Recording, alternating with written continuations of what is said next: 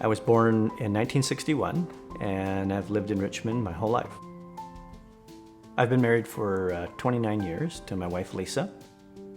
We met as teenagers, and we have 5 kids, the youngest 7 and the oldest 27.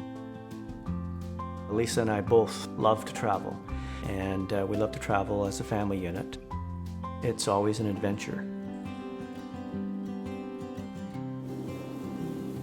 Back in November of 2012, it was a normal Friday, and I started to get a severe pain in my lower left side, and went to bed and figured it would be gone the next morning.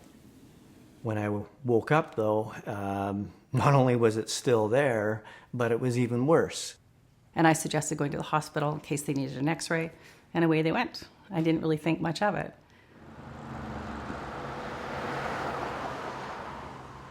Before I knew it, I was in the ER where Dr. Mondor came to take a look at what was going on. I was concerned. I wanted to make sure that I wasn't going to miss anything. Given his complaint, I thought it could be a kidney stone, so I ordered a CT scan. Being game to just about anything, I said, sure, that sounds like fun, and off we went. The CT results came back, and he had a tumor on his right kidney. His complaint was left abdominal pain, and it was an incidental finding. A CT showed that he had a right-sided kidney tumor. So that was difficult. I felt bad that I would have to give John bad news, but on the other hand, we were very lucky to find this tumor. Your immediate reaction is to think of all the bad things. I called Dr. Hennessy, who was on call for urology, and we arranged for a follow-up. Monday morning, I received a phone call from the urology department asking if I'd come in on the Wednesday. He came in with his son and was a very genuine, nice person. I could tell right off the bat. Very calm, even though he knew the diagnosis that he had a tumor of some sort in his kidney. Sometimes when you meet people, it's as though you've known them for some time and you're at ease. And that's the way it was with Dr. Hennessy. I went through the risk that 20% of the time it is a benign tumor, but 80% of the time it is a cancerous tumor. So that was the main message I needed to deliver to him so that he could digest that. Yeah, absolutely. The way she handled it, it made me just totally relax. She talked to me in a manner in which I could understand. Finding out that you have something that shouldn't be in your body, in my mind, it was like, I want to get rid of everything that's attached to. The option really, if they can tolerate surgery, is to remove it. So taking a risk of 20% that it could potentially be in a benign tumor was just unacceptable because he had so many more years to live in his life and he wanted cure no matter what. If there was any chance it was cancer, he wanted it out. I was told my surgery date would be February 19th, and it's only end of November, so we had a little bit of time to wait, and I did worry.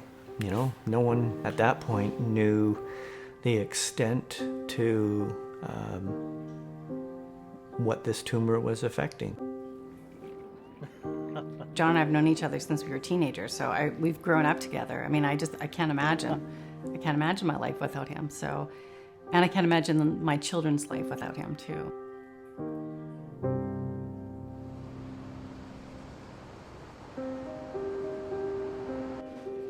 My surgery was scheduled for 6:15 in the morning, and we arrived there early. I was amazed at just how new everything was. There were big monitors everywhere. Everything was bright and shiny. And before I knew it, I was lying on a table and being told that I'm going to be given something, and that was it. The whole procedure takes probably around 4 hours or so. What I'll do is I'll clamp the blood supply to the kidney and then work quickly to remove the tumor and then reconstruct the defect. Just right at the very rim of the tumor, there was concern that there could be 1 millimeter or 2 of residual cancer left. And had been, very clear with John about if that happens, what is your choice and your preference and how you'd like this to go. And he said, if there's any question, I want it out. So we took the entire thing out. The case went well, there were no complications, and his surgical stay was short on the ward afterwards. I knew that he would be so relieved just to hear that we had removed everything that was cancerous and that his cure rate now was greater than 90%. I can't say enough good things about Dr. Hennessy and her team, the hospital. I felt that I was in really good hands. It makes you feel like you're doing something that's really worthwhile, and after so many years of training and so many hours put in, you know, it just makes you feel like you're actually making a difference and you're doing something that's good for somebody, which is fantastic. It's the best feeling in the world, I'd say. I've often thought, had they not taken that extra step to look on the other side, what might have happened.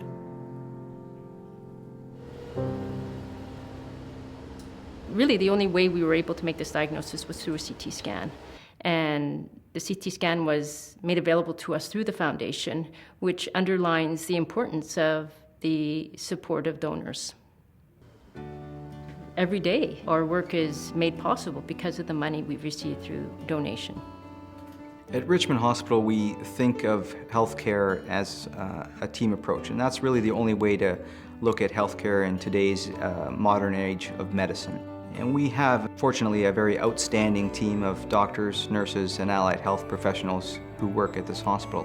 And part of the reason for that is our hospital, because of work from the donors, has attracted people, the best and brightest, to come here.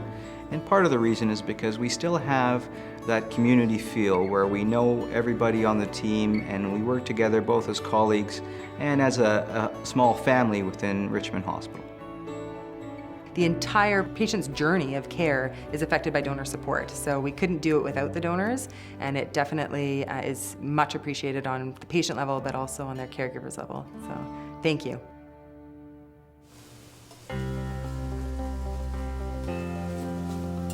I hope that John goes on to live many years without any health problems. I look forward to him, enjoying time with his family and watching his younger kids grow up, and time with his lovely wife Lisa, and just health and happiness. I think it's just made us appreciate the life we have, our family and traveling and all those things, and how important it is to do it and enjoy life. This is the difference between having had cancer that spread and having a cancer that was taken out early. It's very exciting. I really do feel that this has been a huge gift. This was one of those instances where there could have been a whole different set of outcomes, and luckily for me, I was given another chance. And I have the Richmond Hospital to thank.